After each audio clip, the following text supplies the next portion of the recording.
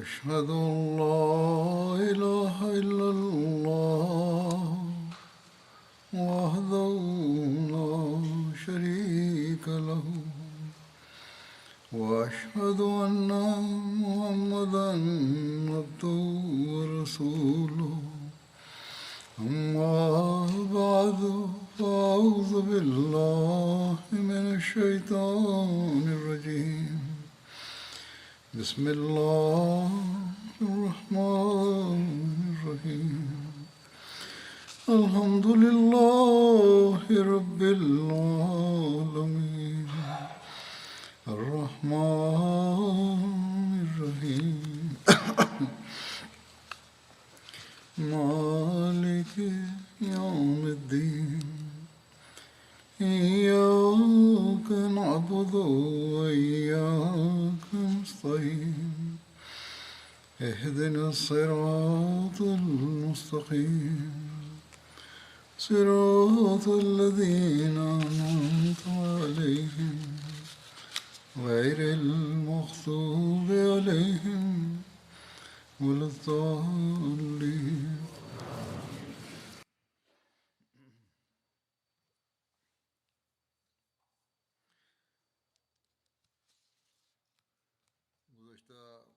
د تیرې خطبې په آخر کې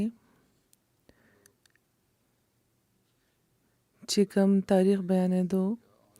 یا د رسول کریم صلی الله علیه و آله وسلم سیرت چې بیانېدو نو په هغه لړ کې د فرات بن حیان د اسلام د قبلولو ذکر هم شوی و. د هغه د اسلام د قبلولو نور تفصیل دا شان دی چې دا گرفتار شوی و په قیدیانو کې شامل لکه څنګه چې بیان شوی تیره خطبه کې.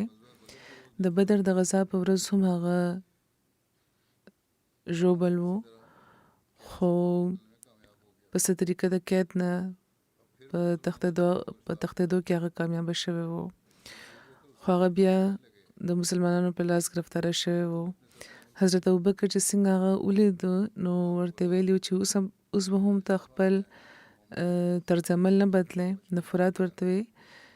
چې که دې ځل زه د محمد صلی الله علیه و آله وسلم نه بچ شم نو بیا به په کابو کې را نه شم. نو حضرت ابوبکر ورته وی چې بیا اسلام قبول کا، که ته بچ کېدل غواړې نو طریقه م یوه ده، نو اسلام بیا قبول کا. بهرحال فرات بن حیان چې دا خبره د حضرت ابوبکر واورېده نو د رسول کریم صلی الله علیه و آله وسلم طرف ته روان شو او د خپل یو انصاري ملګري له خوا نه هغه تېرېدو نو ورته وی چې زه خو مسلمان یم. نو انصاري صحابي د رسول کریم صلی الله علیه و آله وسلم په خدمت کې حاضر شو، ورته عرض وکړو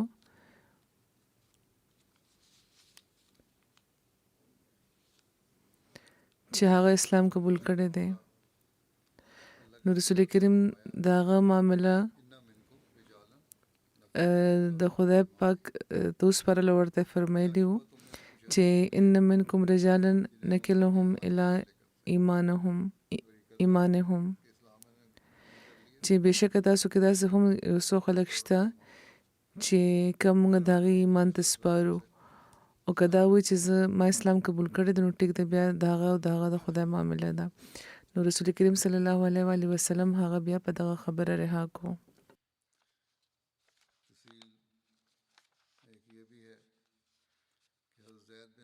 تفصیل کې یوه خبره دام ده چې حضرت زید بن حارثه یوه سریه جمادی الاخر 3 هجري کال کې د کرده مقام طرف ته لېږلې شوې وه. په سیرت خاتم النبیین کې دغه واقعه حضرت مرزا بشیر احمد صاحب داسې لیکلې ده چې د بنو سلیم او د بنو غطفان د حملو نه چې فرصت ملو شو نو مسلمانانو د یو بلې خطرې د صدباب لپاره وطن نه وتل ورپېښ شو. تر هغه وخته قریش د خپل شمالي تجارت لپاره عموماً به د حجاز په ساحلي لاره شام طرف ته تله، خو هغوی دا لاره پرېښې وه ځکه چې دغه علاقې کې چې کومې قبیلې وي هغه د مسلمانانو حلیف شوی وي او د قریشو لپاره د شرارت موقع کمه وه بلکې داسې حالاتو کې هغوی دغه لاره په خپل ځان لپاره د خطرې سبب ګڼله صرف دا وجه نه و چې مسلمانانو نه خطر و بلکې هغوی چې په خپل کم حرکتونه کول غوښته نو دغه د قبیلو د مسلمانانو دغه قبیلو سره د مسلمانانو د معاهدو په وجه د هغوی دا خیال چې موږ دا کارونه نشو کولی او مسلمانانو ته به څه نقصانونه رسولی شو بهرحال هغوی هغه لاره پرېښوده او د نجد لاره خپله کړه چې د عراق ته بتله او د خوا او شا چې کوم د هغې قبیلې وې هغه د قریش حلیفان وو او د مسلمانانو د ژوند دشمنانو مخکې چې کومې لارې وې چا سره چې د مسلمانانو معاهده شوې وه او په هغې سره د مسلمانانو معاهده شوې وه چې کومه لاره چې قریش خپله کړه هلته هغه خلک وو چا سره چې د هغوی خپلې معاهدې وې او داسې خلک وو چې د مسلمانانو دشمنان هم وو چې د سلیم او د غطفان قبیلې وې نو د جمادی الاخر په میاشت کې رسول کریم ته دا خبر ملاو شو چې د قریشو د مکې د قریشو یوه تجارتي قافله د نجد لارې نه تېرېدونکې ده ظاهره ده چې د قریش د قافلو د ساحلي لارو نه تېرېدل د مسلمانانو لپاره د خطرې سبب وو نو د نجد لارې نه د هغې تېرېدل د هغې نه هم زیات هماغه شان بلکې د هغې نه هم زیات اندېښنې لرلې شوې ځکه چې د ساحلي لارې پر خلاف په دغه لاره د قریشو حلیفان آباد وو چې کم د قریشو په شان د مسلمانانو د وینې تږي وو او دوی ډېر په اسانه قریشو سره یو ځای په مدینې باندې خفې چاپې وهلی شو یا څه شر کولی شو او بیا د قریشو د کمزوري کولو او هغوی د سولې طرف ته د مایلولو په غرض هم دا ضروري وو چې په دغه لاره د هغوی د چې کومې قافلې دي دا دې ونیوی شي نو ځکه رسول کریم چې څنګه دا خبر ملاو شو نو هغوی خپل آزاد کړی غلام زید بن حارثه په سردارۍ کې د خپل آزاد کړي غلام د زید بن حارثه په سردارۍ کې خپلو د صحابه یو دسته روانه کړه او د قریشو په دغه تجارتي قافلې کې ابو سفیان بن حرب او صفوان بن امیه په شان د رئیسان موجود وو او زید ډېرې په چستۍ او په هوښیارۍ خپل فرض پوره کړو او د نجد په مقام په کرده کې دا د اسلام دشمنان ونیوه او په دغه ناڅاپي حمله قریش ډېر ناکلاره شو او د کم چې کم د قافلې اموال وو سم چې د هغوی مال وو هغه ټول هلته پرېښود وتښتېده او زید بن حارثه او د هغوی ملګري یو ډېر زیات مال غنیمت سره مدینې ته کامیاب او کامران را واپس شو ځینې مورخونو لیکلي دي چې د قریشو د دغه قافلې رهبر فرات نومي یو تن و چې مسلمانانو په لاس قید شوی و او هغه مسلمان شو هغه بیا رها کړی شو خو نورو روایتونو دا معلومیږي چې هغه د مسلمانانو خلاف د مشرکانو جاسوس خو بیا وروسته مسلمان شو مدینې ته هجرت وکړو راغلو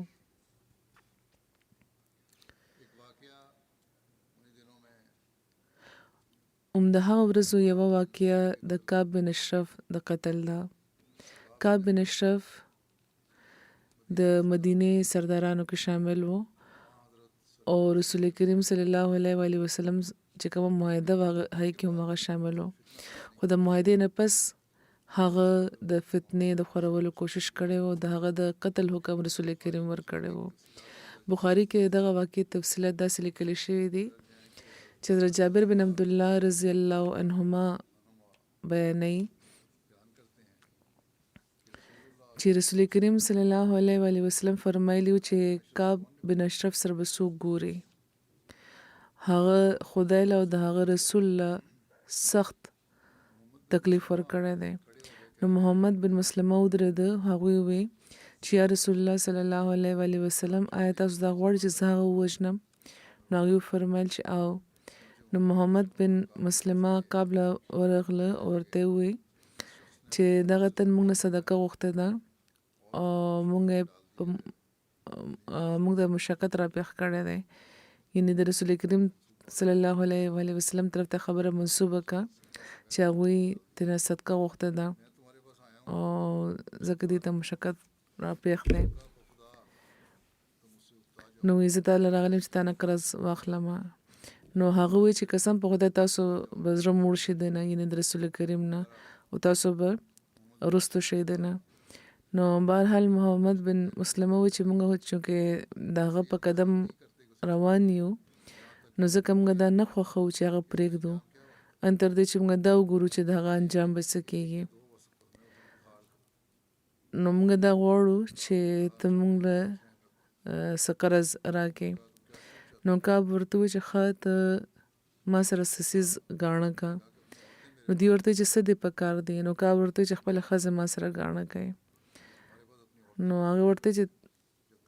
مونږ خپلې ښځې تا سره څنګه ګاڼه کولی شو چې په داسې حال کې چې ته په عربو کې د ټولو نه زیات ښایسته یې. نو هغه وویل چې ښه بیا خپل زامن ما سره ګاڼه کوي. نو هغوی چې خپل زامن څنګه تا سره ګاڼه کو، هغې کې هر چا له بیا پیغور ورکړی کېږي، ورته به ویلې کېږي چې هغې ګاڼه کړی شوي وو. دا موږ لپاره د شرم خبره ده چې خو موږ به تا سره خپلې ذرې چې کومې دي هغه ګاڼه کو.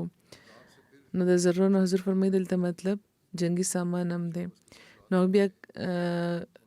کعب سره لوز وکړه، بیا واپس راتلو. نو هغه شپه بیا هغوی واپس راغله او ورسره ابو نایله مو چې د کعب رضایي رور وو،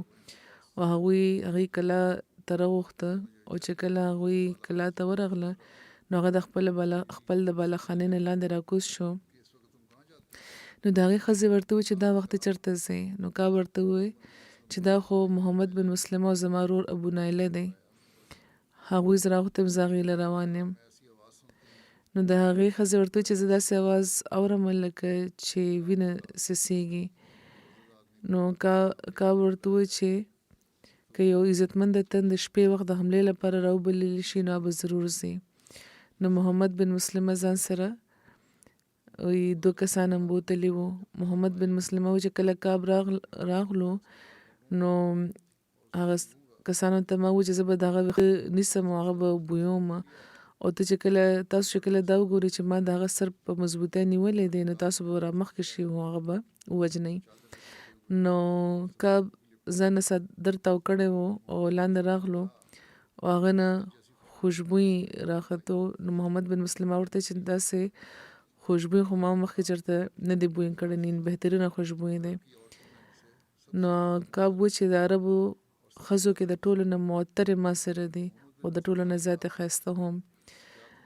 نو محمد بن مسلمه ورته و چې آیا ته ما له اجازت راکوې چې زه ستا سر بوی کړم؟ نو هغه وی چې او نو بیا هغوی هغه بوی کو، بیا خپل ملګرو ته مو چې تاسو هم بوی کوئ، او بیا ورته چې آیا ته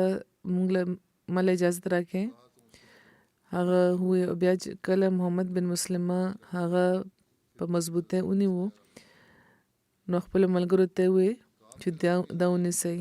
او بیا هغه ووجلو. او بیا هغه رسول کریم له راغله او هغوی ته یې وویل. د کعب د زخمي کېدو نور تفصیل په شرح بخاري کې شرح عمدة القاري کې دا دی چې محمد بن مسلمه خپل ملګرو سره چې کله کعب بن اشرف باندې حمله وکړه او هغه یې ووجلو، نو د هغې یو ملګری حضرت حارث بن اوس ته هم د تورې څوکه لګېدلې وه، هغوی هم ژوبل شوي وو د خپلو ملګرو د تورې په څوکه باندې. نو هغوی هغه اوچت کو، په تیزۍ سره مدینې ته ورسېده او رسول کریم په خدمت کې حاضر شو. نو رسول کریم د حضرت حارث بن اوس په زخم باندې خپل دوکاڼې ولګولې، نو بیا هغې ته څه تکلیف نه و شوی. د کعب بن اشرف د قتل واقعه په سیرت خاتم النبیین کې چې کومه لیکلې شوې ده هغه دا شان ده. حضور فرمایي چې په اختصار به زه دلته بیانوم. دا وخت د بدر جنگ څنګه چې د مدینې د یهودیانو د زړه دښمني ظاهره کړې وه او د بنو قینقاع جلاوطني هم نور یهودیان د اصلاح طرف ته مایل نه کړی شو او هغوی په خپلو شرارتونو کې او په فتنه پردازو کې ترقي کوله. نو د کعب بن اشرف د قتل واقعه هم د دغه سلسلې یوه کړۍ ده. د مذهب له رویه د کعب یهودي و، خو هغه د نسل نه یهودي نه و بلکې عرب و. د هغه پلار اشرف د بنو نیهان یو ډېر هوښیار او چاک تن و چې هغه مدینې ته راغلی او بنو نذیر سره تعلقات پیدا کړي او د هغې حلیف شو. آخر هغه دومره اقتدار او رسوخ پیدا کړ چې د قبیله د بنو نذیر قبیلې رئیس اعظم ابو رافع بن ابي الحقیق د خپل لور هغه لا ورکړه او د دغه لور نه کعب پیدا شوی و او کله چې هغه لوی شو نو د خپل پلار نه لوی رتبه ترلاسه کړه. ان تر دې چې اخره کې هغه ته دا حیثیت ترلاسه شوی و چې د ټول عرب يهوديانو هغه لکه خپل سردار ګڼلو. دا یو ښایسته او شکیل تن کېدو نه علاوه یو قادر الکلام شاعر او ډېر دولتمند هم و او همیشه د خپل د قام عالمان او نور چې کوم سردار خلک وو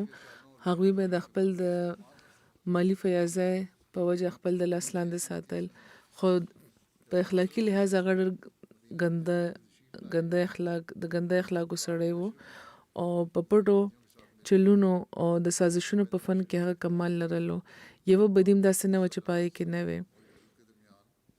چې کله رسول کریم مدینې ته هجرت وکړو تشریف یې راوړو نو کعب بن اشرف نور یهودیانو سره یو ځای په هغه معاهده کې شرکت کړی و چې کوم د رسول الله او د یهودیانو ترمنځ د ملګرتیا او د امن امان او د مشترکه دفاع لپاره لیکل شوی وه. په ظاهره خو هغه دا معاهده کړې وه خو دننه د هغه په زړه کې د بغض او د دښمنۍ اور بلیدو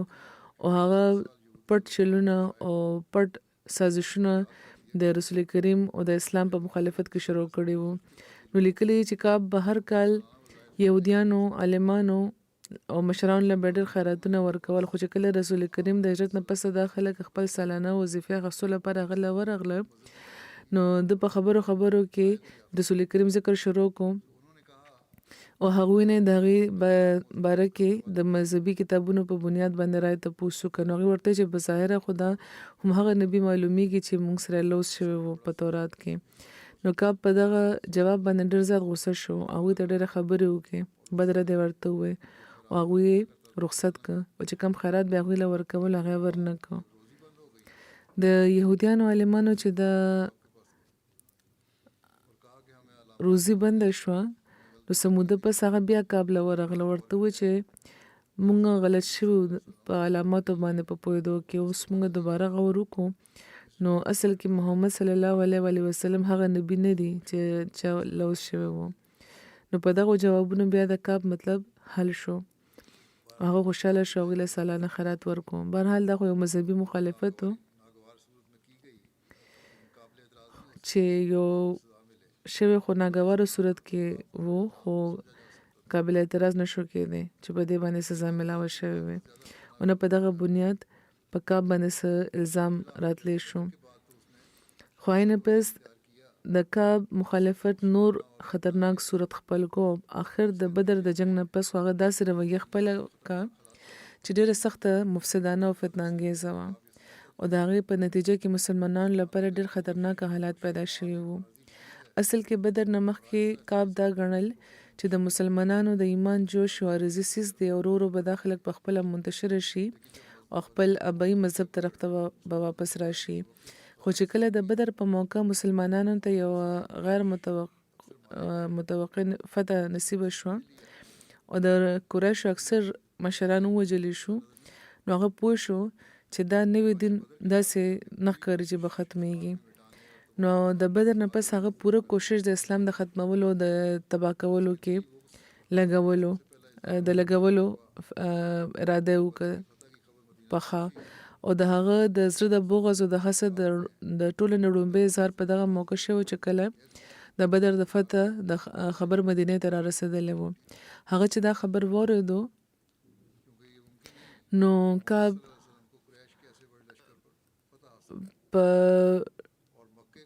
په جار دا ووی چې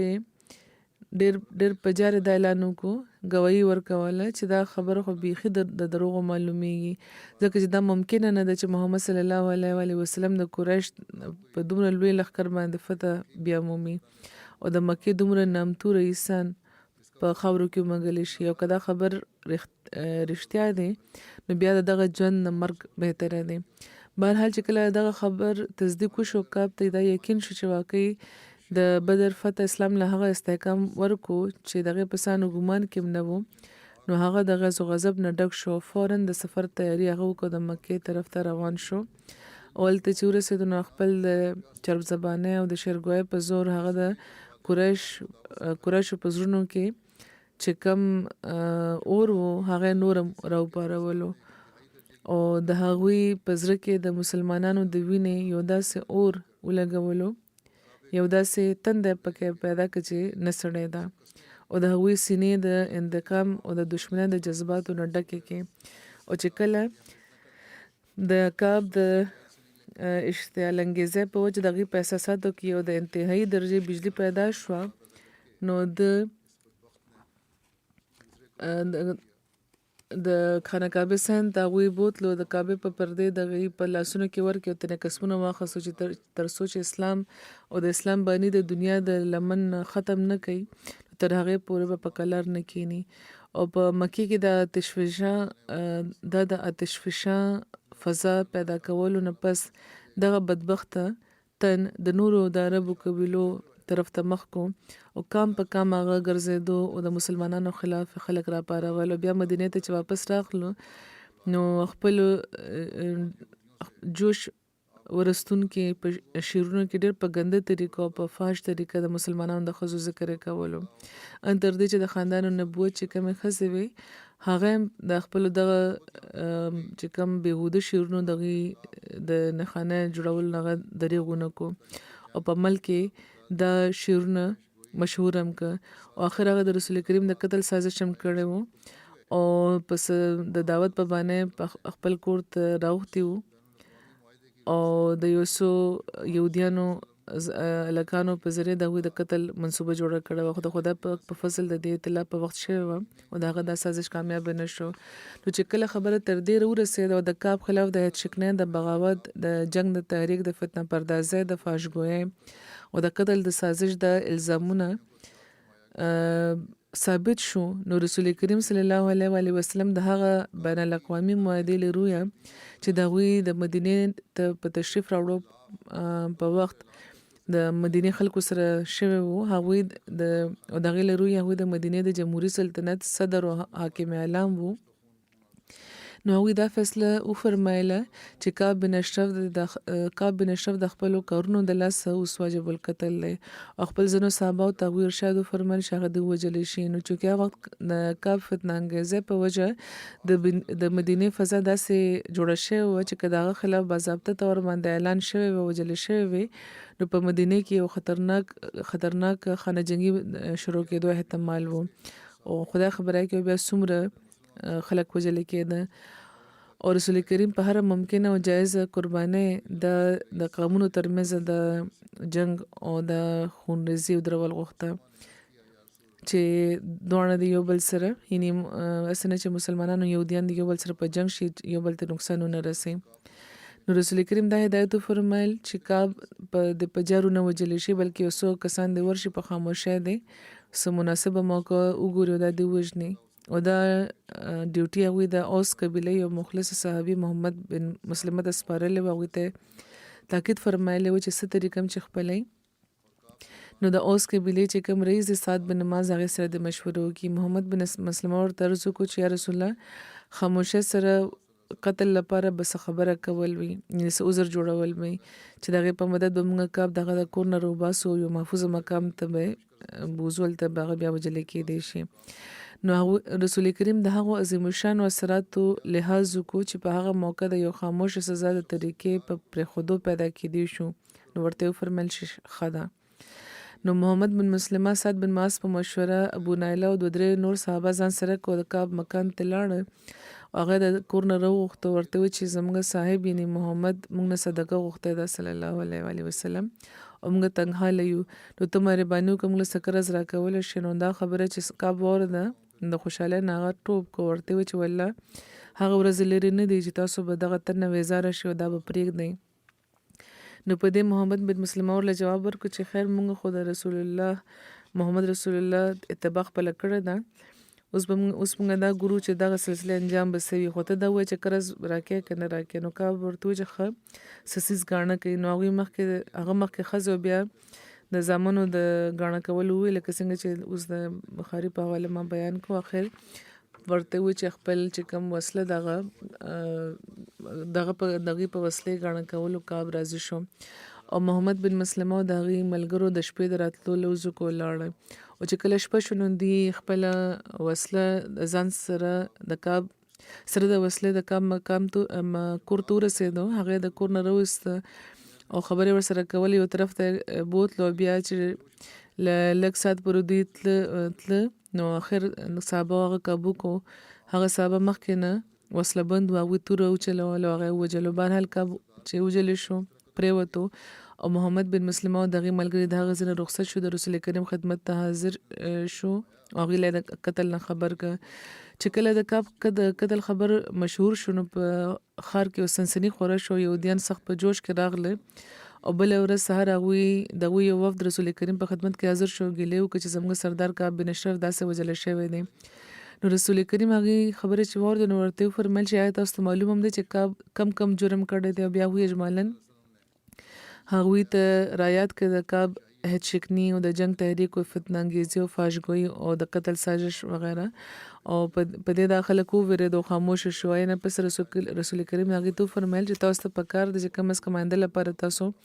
په امن او په تعاون اوسیږئ او د عداوت او د فتنې او د فساد بیج تخمونه کرئ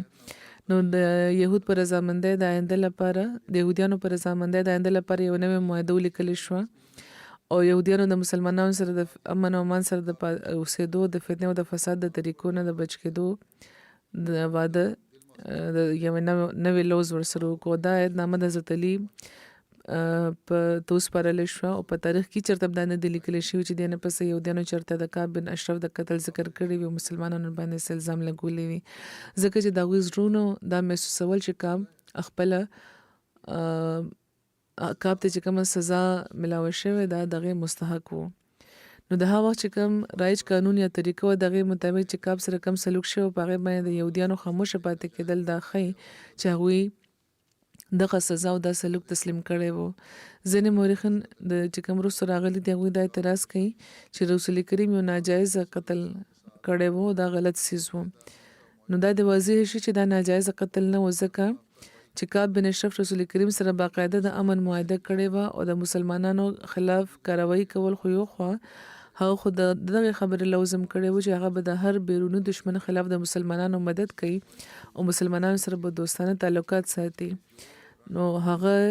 دغه معاهدې له رویه دام تسلیم کړی وو چې کوم رنګ په مدینه کې د جمهوری سلطنت قائم شوی دی نو د هغې مشر به رسول کریم صلی الله علیه وسلم وي د هر قسمه د جګړو فیصله به د چې کوم هغوی کې یا به ټول قبلای د هغې لپاره به د واجب القبول وي نو حضرت مرزا بشیر احمد صاحب لیکي چې تاریخ نه ثابته ده چې د همدغه معاهدې د لاندې یهودیانو به خپلې مقدمې د رسول کریم په خدمت کې راوړې او هغوی به هغې باندې فیصله کوله حکم به جاري کولو نو اوس د دغو حالاتو په موجودګۍ کې کعب چې خپل ټول لوزونه یو خواته که او پرېښود او عمل یې پې ونه کړ مسلمانانو سره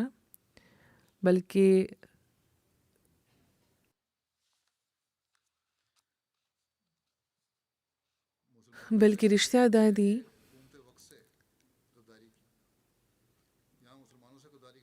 چې د وخت د حکومت نه هغه غداري کړې وه او دلته مسلمانانو سره د غدارۍ سوال نه دی هغه د وخت حکومت غداري کړې وه ځکه چې رسول کریم د حکومت مشر وو او په مدینه کې د فتنې او د فساد بیج هغه کرلی وو یعنی کعب بن اشرف او په ملک کې د جنگ اور د راپارولو هغه کوشش کړی وو او د مسلمانانو خلاف د عربو قبیلې راپارولې وې او بیا د رسول کریم د قتل منصوبې کړې وې نو دا هر څه په داسې حال کې هغه کړو چې مسلمانان چې مخکې نه د څلورو طرف نه په مصیبتونو کې ګیر وو هغې لپاره نورم ګران حالات پیدا کړ نو په داسې حالاتو کې د کعب جرم بلکې د ډېرو جرمونو مجموع داسې نه و چې د هغې خلاف د څه تعزیري قدم نه به پورته کړی شوی نو ځکه دا قدم پورته کړی شو نن سبا چې کوم دا ملکونه مهذبه بللی کېږي نو دلته د بغاوت او د هچکنې او د اشتعال جنگ او د قتل د سازش چې کوم جرمونه دي نو د هغې مرتکب له د قتل سزا ورکړی کېږي. نو بیا د څه خبره اعتراض، بلکې نن سبا چې څه روان دي د فلسطین او د اسرائیل ترمنځ هغه نه ډېر زیات دي او جایز هم نه دي په ډېرو لحاظونو. بیا دویم سوال د قتل د طریقې باره کې دی چې په خاموشۍ کې دا ولې د شپې وجلې شوی و. نو د دې باره کې یاد ساتل پکار دي چې عربو کې هغه څه باقاعده سلطنت نه و، یو سربراه هغوی مقرر کړی و خو صرف به دغه فیصله نه وه بلکې که هغوی خپلې فیصلې کول غوښتې نو هر تن او هر قبیله آزاد او خودمختار هم وه او په مجموعي طور به مشترکه فیصلې به چې دوی کولې نو بیا به رسول کریم له هغوی راتله او که خپل طور قبیلو کولو نو هغه به هم کېدی. نو په داسې صورت کې کم هغه عدالت چېرته د کعب خلاف مقدمه شوې وی یا د باقاعده د قتل حکم ترلاسه کړی شوی وی؟ آیا یهودیانو ته شکایت کړی شوی وی چې چا هغه سردار و او هغوی په خپله مسلمانانو سره غداري کړې وه، هر ورځ به فتنې جوړولې؟ نو ځکه دا سوال نه پیدا کېدو چې یهودیانو له دا معامله تللی وی او د سلیم او د غطفان قبیلو نه که انصاف غوښتلی شوی وی او آیا بیا د سلیم او د غطفان قبیلو نه انصاف غوښتلی شوی چې په تېره میاشت کې یعنې دغه واقع نه په تېره میاشت کې 3 ځله هغوی په مدینې باندې د چاپې وهلو تیاري کړې وه، هغه هم د هغوی قبیلې وې، نو ظاهره چې هغوی نه هم انصاف به نه میلاوېدو. بهرحال د هغه وخت په حالت باندې غور وکړئ بیا سوچ وکړئ چې د مسلمانانو لپاره سوای د دې نه بله کومه لاره کلاو وه چې یو تن چې د اشتعال انګیزۍ او د جنګ د تحریک او د فتنه پردازۍ او د قتل د سازش په وجه د هغوی د هغه ژوند ځان لپاره چې مسلمانانو او د ځان لپاره د ملک د امن لپاره خطرناکه ګڼلو نو په خپله هغه د حفاظت په خیال چې موقع بیا مونته نو هغه په خپله وجلې وې ځکه چې دا بهتره وه چې یو شریر او یو شرپسند او یو مفسده تندې ووجلی شي په ځای د دې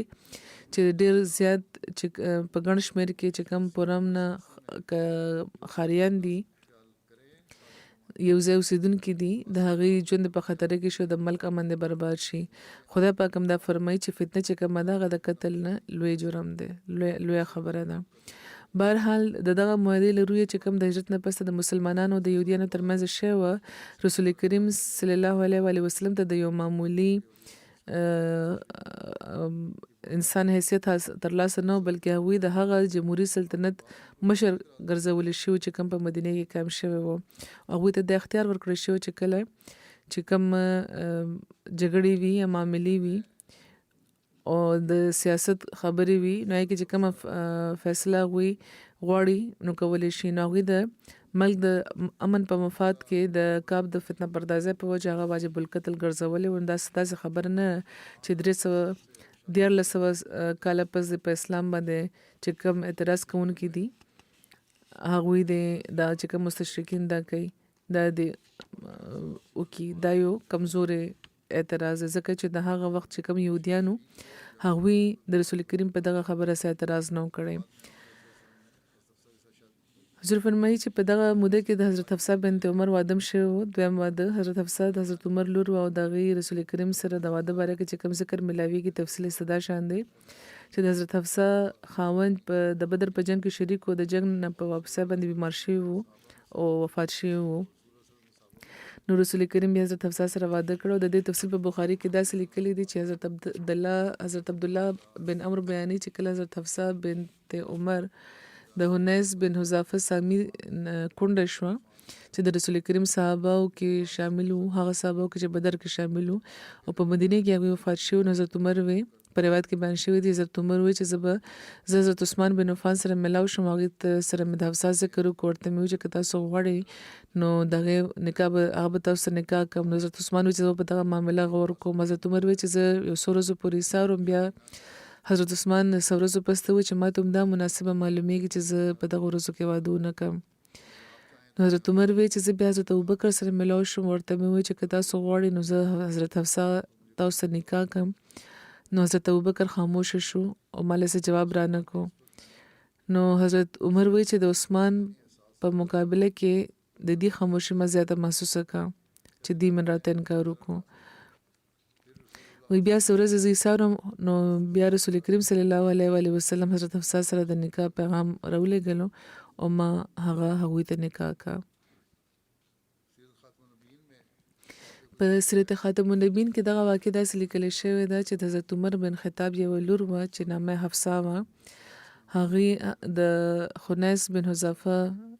ته واده شوي وو. دا یو مخلص صحابي وو او د بدر په جنګ کې شریک وو. د بدر نه پس مدینې ته چې واپس راغله خنیس نو هغوی بیمار شو او دغه بیماری نه هغوی بیا پاتې نه شو او د هغوی د وفات نه څه موده پس حضرت عمر ته فکر شو د حضرت حفصه د واده. هغه وخت حضرت حفصه عمر د 20 کالو نه زیات وو. نو حضرت عمر خپل فطرتي سادګۍ کې په خپل عثمان بن عفان سره ملاو شو. هغې ته ذکر وکړو چې زما لور حفصه اوس کونډه ده، که تاسو غواړئ نو هغې سره واده وکړئ. خو حضرت عثمان دا خبره وځنډوله. نو په دې حضرت عمر حضرت ابوبکر ته ذکر وکړو خو حضرت ابوبکر هم خاموشه شو او څه جواب یې ورنه کړو. نو په دې حضرت عمر ته ډېر ملال و او هغوی د دغه ملال په حل کې رسول کریم په خدمت کې حاضر شو. هغوی ته ټول کیسه تېره کړه. نو رسول کریم ورته وفرمیل چې عمره څه فکر مه کوه، که خدای ته منظوره وي نو حفصه ته به د عثمان او د ابوبکر نه بهتره خاوند میلاو شي او عثمان ته به د حفصه نه ښه ښځه میلاو شي. هغوی دا ځکه فرمایلي وو چې هغوی اراده کړې وه حفصه سره د واده کولو او خپله لور ام کلثوم حضرت عثمان ته د ودولو او په دې نه حضرت ابوبکر حضرت عثمان دواړه خبر وو. نو ځکه هغوی د حضرت عمر تجویز باندې خاموشه پاتې شوي وو. نو دې نه څه موده پس رسول کریم حضرت عثمان ته خپله لور ام کلثوم واده کړه او هغې نه پس ته هغوی په خپله د خپل طرف نه د حضرت عمر ته د حفصه لپاره پیغام ولېږلو. حضرت عمر دې نه زیات نور څه پکار وو. هغوی ډېر په خوشحالۍ دغه رشته قبوله کړه او شعبان 3 هجري کال کې حضرت حفصه د رسول کریم نکاح ته راغله او حرم نبوي کې داخله شوه. کله چې دا رشته وشو نو حضرت ابوبکر حضرت عمر ته وویل چې شاید چې ستاسو په زړه کې زما له طرفه څه ملال وي، خو خبره دا ده چې زه د رسول کریم صلی الله علیه و وسلم د ارادې نه خبر وم، خو ما د هغوی د اجازت نه بغیر د هغوی راز نشو ښکاره کولی. خو که د رسول کریم دا اراده نه وي نو ما به په ډېره خوشحاله حفصه سره واده کړی وی. د حفصه په نکاح کې یو خو خاص مصلحت وو. هغه یو خدا چې هغه د حضرت عمر لور وه او د حضرت ابوبکر نه پس په ټولو صحاباو کې هغوی افضل ترین ګڼل کېده او د رسول کریم په خاص مقربینو کې شامل وو. خو پسې تعلقات زیات مضبوطولو لپاره او د حضرت عمر او د حفصه د دغه صدمې د تلافۍ لپاره چې د خنیس بن حذافه بې وخته مرګ په وجه هغې ته رسېدلی و، رسول کریم دا مناسبه ګڼلې وو چې حفصه سره په خپله واده وکړي. او دویم عام مصلحت دا و چې د رسول کریم صلی الله علیه و وسلم چې څومره زیاتې بیبیانې وي نو هماغه عمره په ښځو کې چې د نیمه برخه د انسانانو بلکې په ډېرو اړخونو نیمه بهتره برخه ده د انسانانو، نو هغې کې به د دعوت او د تبلیغ او د تعلیم کار زیات په وسیع پیمانه او زیاته په اسانه او په زیاته خوبي وکړی شي. حضرت مرزا بشیر احمد صاحب نور فرمایي چې د حضرت حفصه عمر د واده په وخت یو اشکال و او په وجه د دې چې حضرت عایشې نه پس هغې په صحابهو کې د یو داسې تن لور و چې افضل ترین ګڼل کېده. په ازواج مطهرات کې د هغوی هم یوه خاصه درجه ګڼل کېده او حضرت عایشې سره د هغوی ډېر جوړ و، سوای له دې چې چېرې چېرې به څه خفګان وشو چې داسې په رشتو کې هم شي، خو هغوی دواړه به یو بل سره ډېره په مینه اوسېدی. حضرت حفصه له لیک لوست ورتلو نو په حدیث کې دا روایت راځي چې هغوی یوې صحابي ښځې شفا بنت عبدالله نه لیک لوست لیکل زده کړي وو او د هغوی وفات په 9 هجري کال کې شوی و چې کله د هغوی عمر څه کم و زیات 63 کاله و. په دغه دوران د حضرت امام حسن د پیدایش واقع هم شوې ده. حضرت امام حسن بن علي بن ابو طالب روژه چې نیمه تېره وه نو په 3 هجري کال کې نو هغه وخت هغوی پیدا شوي. ځینې خلک وایي چې د هغوی ولادت په شعبان 3 هجري کال کې شوی دی. ځینې وایي چې د احد د غزا نه 1 کال پس ده او ځینې وایي چې 2 کاله پس ده. او د بخاري شارح علامه ابن حجر اسقلاني وایي چې ړومبی چې کومه رایه ده هغه زیاته سمه ده او محکمه ده. حضرت علي د هغې نامه هر به ایښې وه خو رسول کریم دا نامه بدله کړې او حسن یې ورته ایښې وه دا نامه. او د ولادت نه په 9مه ورځ د هغوی عقیقه شوې وه او د هغوی د سر خریولو او د هغوی ویښته د سر خریلي شوي وو او حکم ورکړو رسول کریم چې د هغې د ویښتو د وزن برابر سپین زر د خیرات کړی شي. ام فضل یو ځل عرض کړو چې یا رسول الله ما خوب لیدلی چې لکه ستاسو یو عضو زما کور کې دی یا زما په کمره کې دی. نو رسول کریم ورته وفرمایل چې تاسو ښه خوب لیدلی دی. فاطمې نه به یو ماشوم پیدا کېږي ته به د هغې خیال ساتې او ته به کسوم سره هغې له پی ورکې. ام فضل د رسول کریم د تره حضرت عباس اهلیه وه او کسوم د هغوی د زوی نامه وه. نو حضرت امام حسن پیدا شو ام فضل هغوی له کسوم سره پی ورکړی و. حضرت حسن بن علي عرض شوی و چې تاسو ته د رسول کریم څه خبرې یادې دي نو هغوی بیان کړې وو. که څه خبرې تاسو ته یاد دي نو بیان یې کړي. نو هغوی وایي چې رسول کریم یو خبره ماته یاده ده چې یو ځل ما د صدقې د کجورو نه یوه کجوره خپله خولې کې ایښې وه نو رسول کریم هغه زما د خولې نه راوباسله او په دغه حل کې چې هغې کې زما توکاڼې ملاوې شوې وې او هغه هغې د صدقې په کجورو کې بیا کېښوده. نو چا ورته وویل چې یا رسول الله د یوې کجورې څه خبره ده. نو هغې ورته وفرمیل چې زموږ لپاره یعنې آل محمد لپاره صدقه حلاله نه ده. حضرت انس بن مالک بیانوي چې حضرت انس نه زیات حضرت حسن نه زیات رسول کریم سره نورې چا مشابهت نه لرلو. حضرت ابن عباس بیانوي چې یو ځل رسول کریم صلی الله علیه وسلم حضرت حسن خپل په اوږو اوچت کړی وو. نو چا ورته وویل چې ته په څومره ښه سورلی یې. نو نبي کریم صلی الله علیه وسلم وفرمیل چې دا چې کوم سور دی دا هم ډېر ښه دی. نو ډېر مینه کوله هغوی خپل نوسې سره. حضرت برا بیانوي چې ما رسول کریم هم لیدی چې هغوی حسن بن علي په خپل اوږه اوچت کړی وو او دا به فرمایل چې یا الله زه د سره مینه کوم تم د سره مینه وکړه. او ځینې روایتونو کې دغې خبرې ذکر راځي چې حضرت امام حسن وفات په زارو شوی وو. خو بهرحال حضرت مرزا بشیر احمد صاحب د حضرت امام حسن د ولادت ذکر کوي او بیانوي چې د 2 هجري کال چې کوم واقعیت دي نو کې د حضرت علي او د حضرت فاطمې د نکاح ذکر تیر شوی دی. هغې کره په 3 هجري کال کې دی یعنې د نکاح نه تقریبا 10 میاشتو پس یو ماشوم پیدا شوی و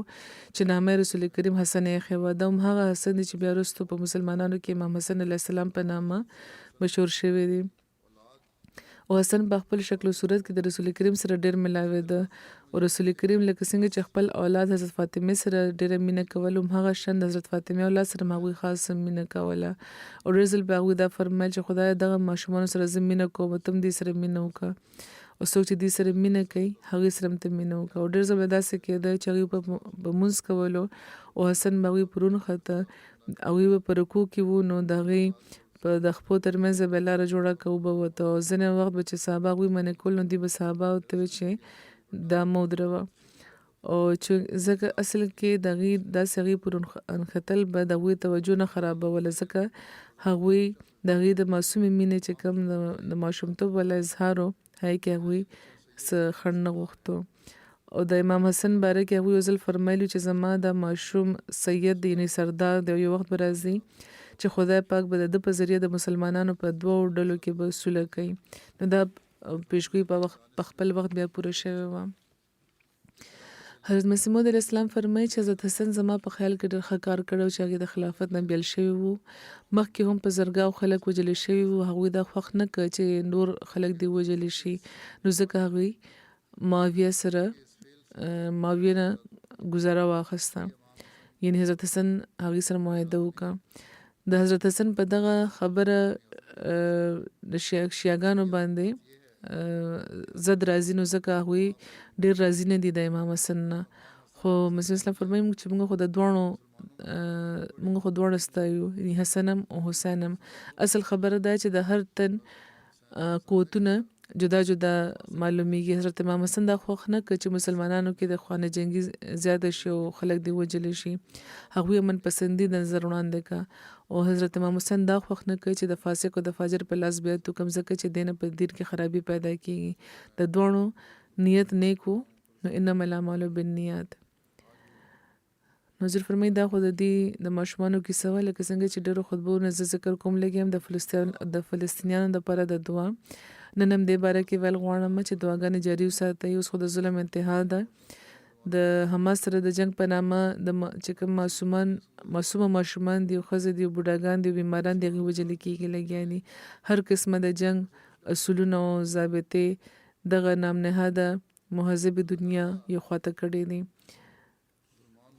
خدای پاک دې مسلمانانو ملکونو لم سپوها ورکي. حضرت مسلم موعود رضی الله تعالی عنہ درې کاله مخکې دا انتباه ورکړی و چې مسلمانانو ته یو کېدل پکار دي. هغوی د فیصله وکړي چې بیل بیل بمري که یو ځای نه شو یا به یو ځای کېږي خپل وجود به برقرار ساتي او باقي به پاتې کېږي. کاش که دا خلک په دغه خبره اوس هم پوه شي او یو ځای شي. حال خدا دی حضور فرمایي چې ما ته چا ووایي چې عمرې له چې کوم خلک روان دي نو هغوی ته دا ویل کېږي لګیا دي چې هلته چې ورشي نو فلسطین یا د اسرائیل د جنګ باره کې به څه خبرې نه کوئ. د هغه ځای حکومت چې ویزه ورکوي نو دا هدایت ورکوي او که دا صحیح خبره ده نو دا د انتهایی بزدله اظهار دی د حکومت له طرفه، د مسلمانانو د حکومت له طرفه. بهرحال د عمرې چې کوم عبادت د دغه حق پوره کول پکار دی. دغه دوران خو بهرحال څه قسمه داسې خبرې به نه کېږي، خو د مظلومه فلسطینیانو لپاره دعا ضرور هلته کول پکار ده. او چې کوم خلک هلته ځي نو کاش چې هغوی د په دغه دعاګانو کې یاد وساتي. مسلمانانو حکومتونو چې اواز پورته کوي نن سبا نو ډېر کمزوری اواز ده. د هغوی ځینې اوازونه راوچتېږي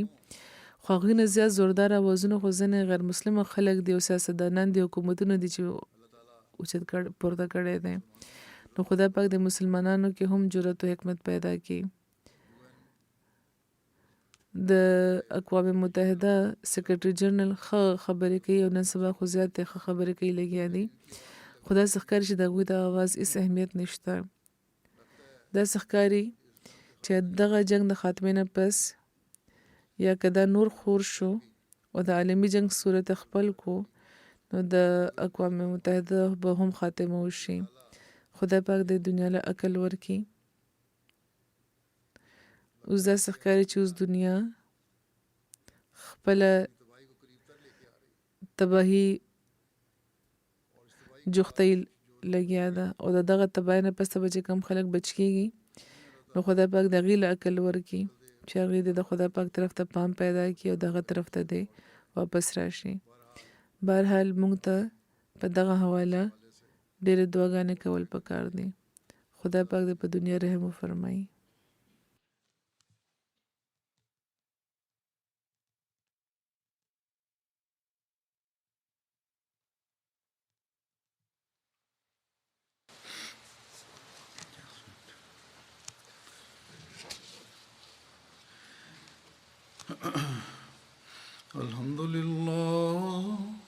الحمد لله نحمده ونستعينه ونستغفره ونؤمن به ونتوكل عليه ونعوذ بالله من شرور أنفسنا